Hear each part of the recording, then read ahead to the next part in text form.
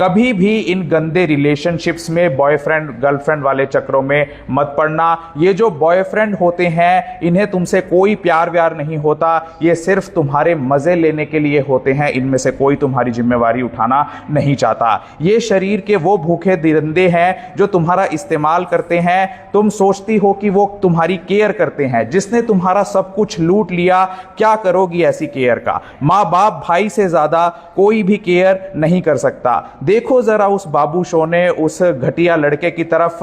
वो काबिल नहीं, तुम्हारी जिंदगी का कातिल है, जिसने तुम्हारी इज्जत को खत्म कर दिया, तुम्हारे सपनों को खत्म कर दिया, गर्भ निरोधक गोलियां खिला खिलाकर तुम्हारे शरीर को खत्म कर दिया, तुम्हें अपने ही माँ बाप के सामने दुश्मन बनाकर खड़ा कर दिया। बस एक छोटा सा शब्द ब्रेकअप बोलकर तुम्हें पूरी उम्र दर्द देकर छोड़ दिया। ये जो आज का पल है वही पास्ट बनेगा। इसे ऐसा बनाओ कि तुम्हें अपने पास्ट पर, अपनी हिस्ट्री पर गर्व हो। पास्ट से नफरत कर डिलीट करने की कोशिश करनी ना पड़े तुम्हें जब तुम इस पास्ट को पीछे मुड़कर देखोगी। पास्ट को याद कर खुद के सामने शर्मिंदा ना होना पड़े।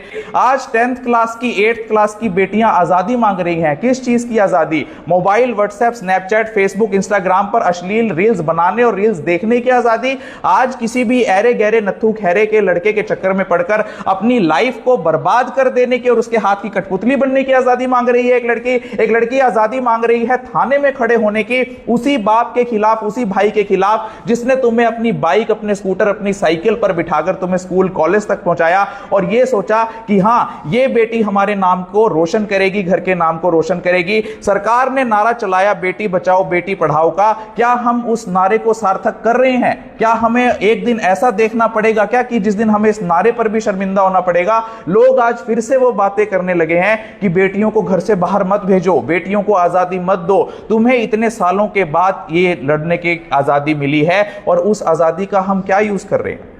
फ्रीडम सिर्फ कम कपड़े पहनना नहीं है।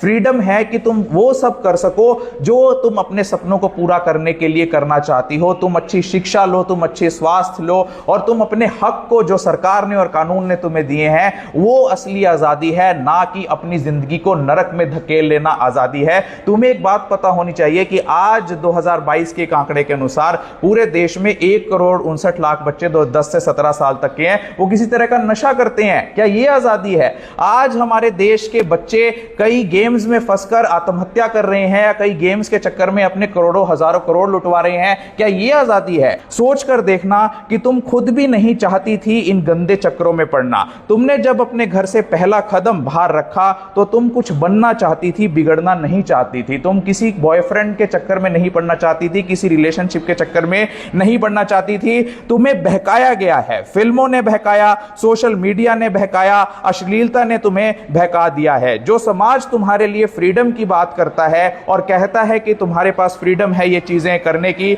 जरा ध्यान से देखना कि वो आदमी जो तुम्हें गंदी नजर से देखता है वो सिर्फ तुम्हारे लिए फ्रीडम की बात करता है, एक अनजान लड़की के लिए फ्रीडम की बात करता है। जब अपनी बहन और बेटी की बात आती है तो वो कहता है ये तो मेरे घर की इज्जत है। क्या तुम्हारे पापा तुम्हें घर से ये सिखाकर भेजते हैं स्कूल में या कॉलेज में कि तुम पढ़ने जाओ और साथ में बॉयफ्रेंड भी बनाओ? कितनी लड़कियों के फादर कहते हैं?